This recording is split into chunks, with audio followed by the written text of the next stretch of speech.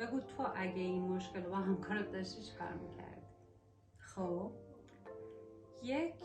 ما یه سری همکار سیگاری داشتیم، نوش جونشون سیگار میکشیدن، ولی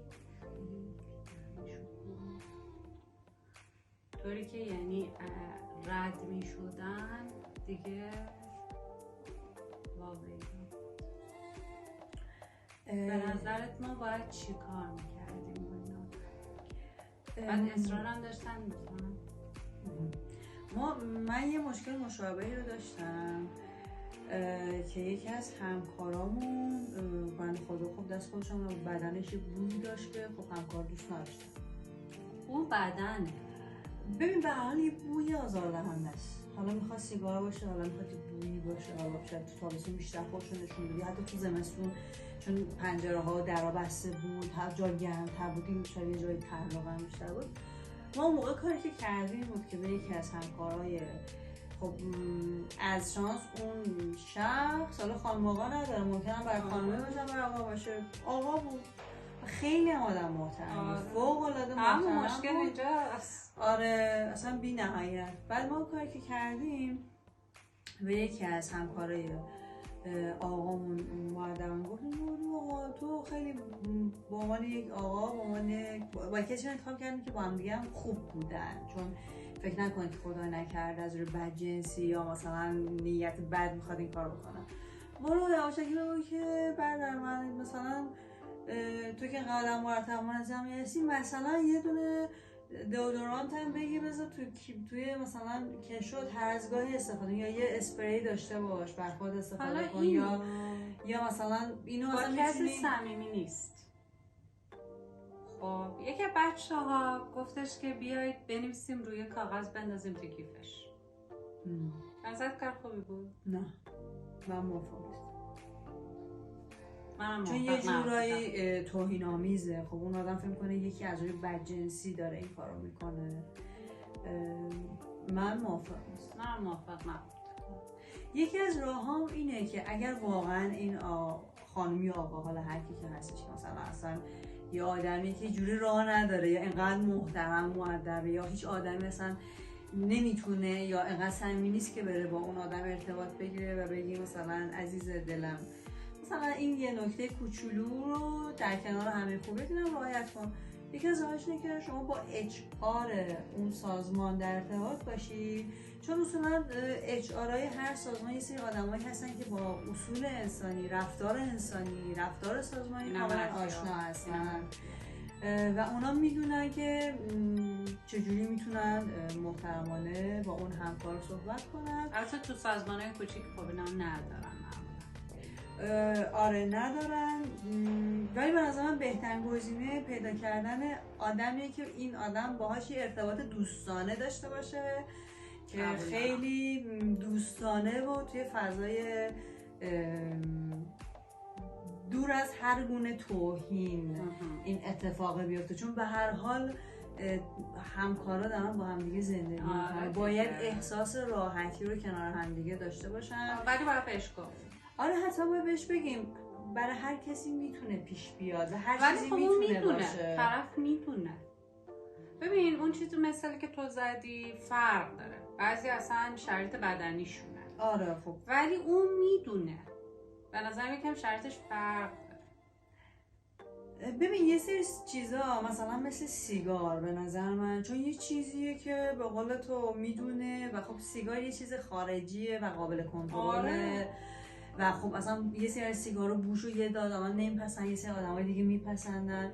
به نظر من شاید یه چیزی مثل سیگار رو هم حتی مثلا میتونی تو دوستی و شوخی و اینا بگی که مثلا خانم فلانی آقای فلانی میخوای سیگارتو مثلا تعریف سیگار برگ بکنی، اون بوش خیلی بهتره، این یه ذره بوش بهتون نمیاد.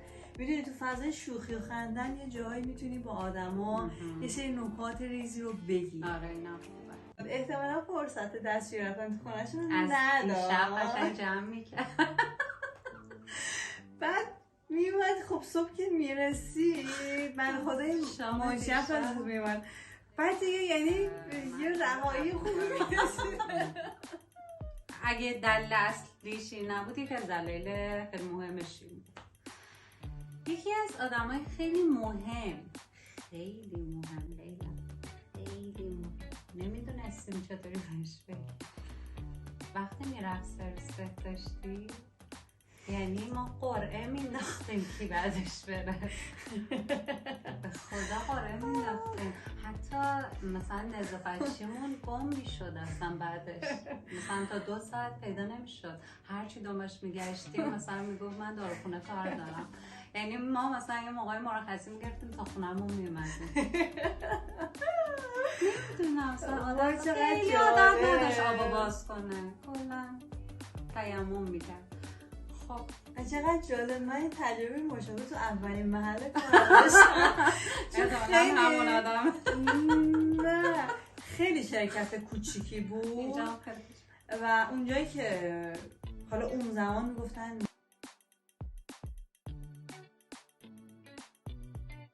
منشیه. اولا خب توی شرکت بزرگتر منشی میشه مسئول دفتر یا رئیس دفتر یا بعد میشه مدیر دفتر. حالا اون موقع اونجا ما میگفتیم منشی. بنده خدا این میز منشی یه جایی بود که روبروش دستشویی بود و یه همکاری داشتیم که بنده خدا صبح اول که اول میرفت اونجا چون خونه‌شون دور بود. صبح خیلی زود باید راه میافتاد. احتمالا فرصت دستشویی رفتن تو خونه‌شون نداشت. شب قشنگ جمع میکرد. بعد میومد خب صبح که میرسید من خدای منشی هم از بود میومد. بعد دیگه یعنی یه رهایی خوبی میرسید. واقعا این یه موضوع خب نمیتونیم به یکی بگیم نرو دستشویی یا خب اون بنده خدا اصلا یا نمیتونیم بگی خودتو بشور. من نمیتونم واقعا اینو باید چی جوری بگیم. جدی میگم ما یه کاری که اون منشی ما اون موقع کرده بود این بود که روی برگه یه سری اصول اخلاقی رو که آقا مثلا حتما سیفون رو بکشید و یه دور این کار رو کرد زدی.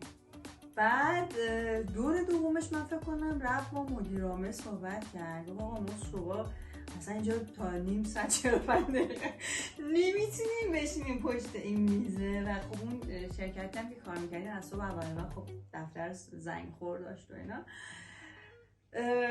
من فکر کنم موقع مدیر عاملمون با این بنده خدا صحبت کرد.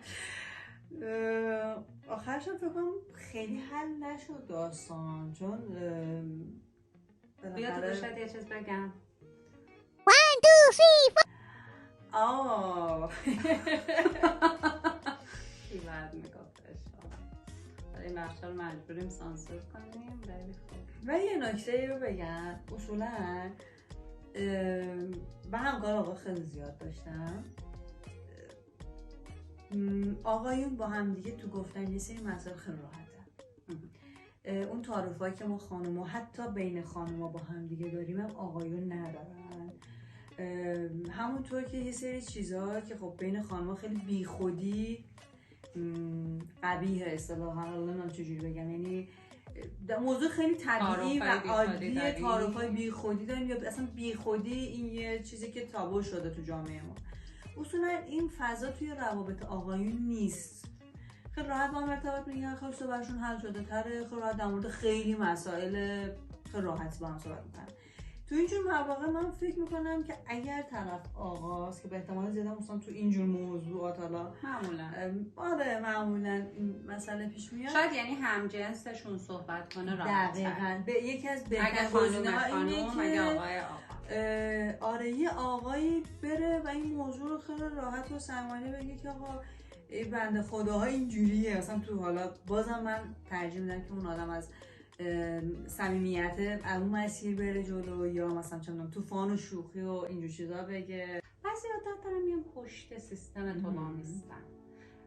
یا مثلا دارن میان باهات حرف بزنن، ماساژ میدن، حرف بزنن. با اینجور آدما واقعا چجوری باید برخورد کرد؟ من خودم شخصا سریع سیستممو لاک میکنم واقعا چون من یکم تعارف دارم با آدما. خب دوست ندارم یعنی همیشه سعی کردم نایس باشم، مخصوصا حالا تو محیط کار من که حالا فضاهای آموزشی بود همیشه، شاید حالا فضای کاری تو فرق داشت. ما همیشه اون ارتباط خیلی برامون مهم بود. با معلم کار میکردیم، حالا مجبور بودم سلاک کنم. بعد یه موقعی حتی کامنت هایی هم میشیدن چی نگاه میکردی؟ چیکار کرد واقعا؟ یه ذره سوال سختیه از نظر من و این توی فکر کنم خیلی از محیط‌های کاری به خصوص وقتی که فضا خیلی راحت میشه بین آدم‌ها خیلی میتونه پیش بیاد. ولی یکی از راهاش من چیزی که الان حالا به ذهنم میاد اینه که ما باید به دور و بریامون یاد بدیم که یک حریمی رو رعایت بکنن که آقا اینجا محدوده میز من، اگر میخوای با من صحبت کنی اون برای میز وایسا. حالا چون میخواد همجنس باشه، چون میخواد جنس مخالف باشه، نه فرق نداره. آره فرق نمیکنه، بالاخره تو میخوای یک سری اطلاعات مال خودت باشه که کاملا هم حق با تو هستش. یه مقدارش به نظر من میشه یه جاهایی در کنار این رابطه خیلی نزدیک و صمیمانه و این خیلی مهم بودنه، در این حال یه حد و حدودی هم واسه آدم‌ها تعریف بکنیم که من عذرخواهی می‌کنم اون ور وایسی من الان کارو انجام میدم به یک شکلی، حالا تو اون فضاه و ببینیم که چجوری میتونی موضوع رو بخورونی. ولی من فکر کنم تو هر رابطه‌ای و تو هر شرایطی آدما باید یاد بگیرن که یک حریمی برای خودشون تعریف بکنن و از آدمای دور و برشون بخوان که به این حریم احترام بذارن، همونطور که خودشون هم متقابلا به حریم آدمای دیگه باید احترام بذارن.